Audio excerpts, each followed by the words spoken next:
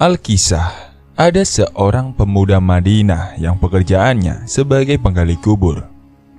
Pemuda ini gemar mencuri barang-barang berharga yang dikuburkan bersama mayat.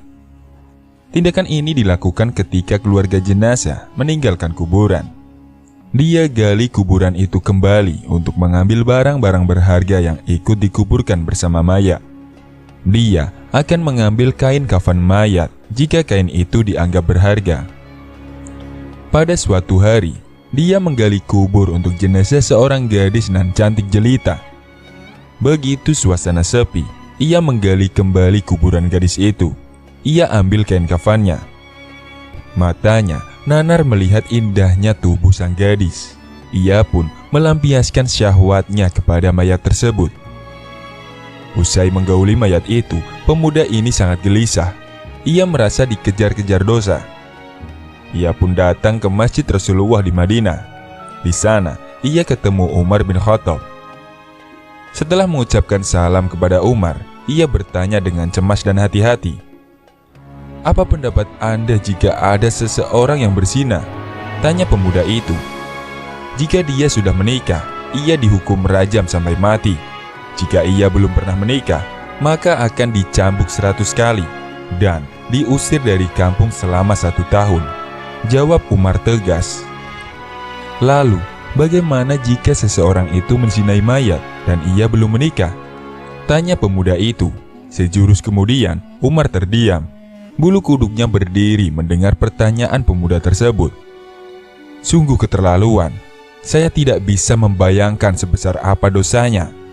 Siapa gerangan orang yang melakukan perbuatan keji seperti itu?" Tanya Umar gusar. "Saya sendiri, wahai Umar. Apakah Allah masih mau mengampuni perbuatanku?" Sang pemuda mulai bimbang. Umar terdiam. Ia masuk ke dalam masjid dan ia menangis. Rasulullah yang berada di masjid heran melihat kondisi Umar yang demikian itu. Setelah mengucapkan salam, Rasulullah SAW bertanya kepada Umar apa yang membuat dirinya bersedih seperti itu. "Di luar saya menjumpai seorang pemuda yang membuat bulu kuduk saya berdiri, dan ia ingin bertobat dari dosanya," jawab Umar.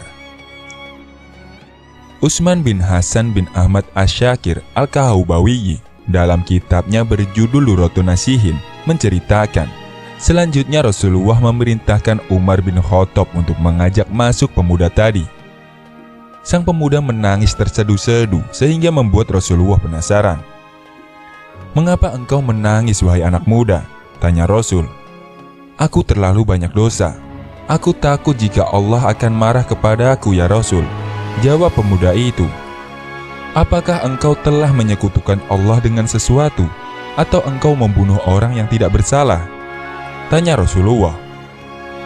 "Tidak, ya Rasul. Saya tidak pernah melakukan kedua perbuatan itu," jawab sang pemuda. Rasulullah SAW berusaha menghibur anak muda itu. "Ketahuilah olehmu anak muda, Allah akan mengampuni dosamu sekalipun dosamu sebesar 7 kali lipat langit dan bumi." "Apakah dosamu sebesar umur kursi?" tanya Rasulullah. "Lebih besar dari itu, ya Rasul," jawab pemuda itu. "Apakah sebesar arsy?" tanya Rasulullah penasaran. "Saya kira lebih besar dari itu, ya Rasul," jawab sang pemuda di tengah isak tangisnya. "Sebenarnya dosa apa yang kau lakukan? Coba kau katakan kepadaku," pinta Rasul. "Sungguh saya malu untuk mengatakannya," jawab pemuda itu. "Jika tidak kamu katakan, maka dosa itu akan tetap membebani jiwamu," bujuk Rasulullah. Pemuda itu terdiam, kepalanya menunduk melihat lantai masjid. Ia mulai memberanikan dirinya untuk mengatakan apa yang telah ia perbuat. 7 tahun saya bekerja sebagai penggali kubur. Suatu ketika ada mayat kaum Ansor. Ia masih gadis dan sangat cantik. Secara diam-diam saya menggali kuburannya, lalu kubuka kain kafannya. Awalnya saya ingin meninggalkannya, tetapi syahwat saya bergelora. Maka kulampiaskan syahwatku dengan menzinai mayat itu sampai puas.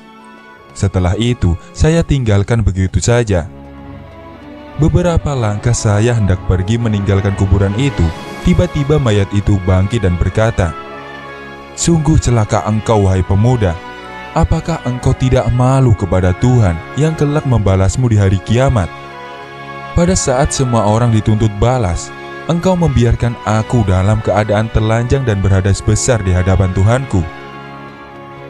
Mendengar pengakuan pemuda ini, Rasulullah Shallallahu Alaihi Wasallam sangat marah dan seketika itu berdiri dan berkata, "Wahai pemuda fasik, tempatmu memang pantas di neraka. Keluarlah dari tempat ini." Sang pemuda keluar dengan hati yang hancur dan jiwa tak bersemangat. Tak ada harapan baginya untuk mendapatkan pengampunan dari dosanya. Sebenarnya, ia ingin bertobat dengan sebenar-benarnya kepada Allah. Dia terus melangkah tanpa tahu arah dan tujuan. Nabi Muhammad SAW ingin mendengar petunjuk langsung dari Allah tentang peristiwa yang baru saja beliau dengarkan. Di sisi lain, pemuda itu kemudian pergi menyendiri dalam sebuah gua di gunung. Di sana, dia menangis, meminta ampun kepada Allah. Dia bersumpah tak akan keluar dari gua sebelum Allah memaafkannya dan menyampaikan ampunannya itu lewat Rasulullah. Setelah 40 hari, tubuh dan wajah pemuda itu berubah drastis. Selama di dalam gua, dia hanya bertahan hidup dengan makanan yang dia temukan dalam gua. Ia berdoa, "Oh Tuhannya Nabi Muhammad, Tuhan Nabi Adam dan Hawa, jika aku telah Engkau ampuni, sampaikanlah kepada Nabi Muhammad dan para sahabatnya. Namun jika Engkau menolak tobatku ini, bakarlah aku di dunia dan bebaskan aku dari siksa di akhirat. Sungguh, saya tidak akan sanggup menerima siksamu di akhirat kelak." Bersamaan dengan itu, Allah mengutus malaikat Jibril untuk menemui Rasulullah. "Wahai Muhammad, Allah menyampaikan salam kepadamu." Allah bertanya, "Apakah engkau yang menciptakan makhluk?" Tanya malaikat Jibril. "Allah yang menciptakan diriku dan semua makhluk," jawab Rasulullah. "Apakah engkau yang memberikan rizki kepada mereka?" Tanya Jibril. "Tidak, hanya Allah yang mampu memberikan rizki kepada makhluknya," jawab Rasulullah. "Apakah engkau yang menerima tobat mereka, atau engkau yang menghukum mereka atas dosa-dosa mereka?" Tanya malaikat Jibril. "Maha suci Allah yang maha memberi pengampunan," jawab Rasulullah. "Wahai Muhammad, Allah berfirman, maafkanlah hambaku karena aku telah mengampuninya," kata malaikat Jibril. Kemudian turunlah ayat. "Dan juga orang-orang yang apabila mengerjakan perbuatan keji atau menganiaya diri sendiri, mereka ingat akan Allah, lalu memohon ampun terhadap dosa-dosa mereka. Dan siapa lagi yang dapat mengampuni dosa selain daripada Allah? Dan mereka tidak meneruskan perbuatan kejinya itu, sedang mereka mengetahui." Quran Surat Ali Imran ayat 135. Selanjutnya Rasulullah SAW memanggil pemuda tersebut dan memberitahukan bahwa Allah telah mengampuni dosanya dan menerima taubatnya. Tak lama kemudian, pemuda ini meninggal dunia. Demikianlah kisah penggali kubur menyetubuhi mayat yang membuat Rasulullah SAW marah. Namun Allah mengampuni dosa pemuda ini karena ia bersungguh-sungguh dalam bertaubat.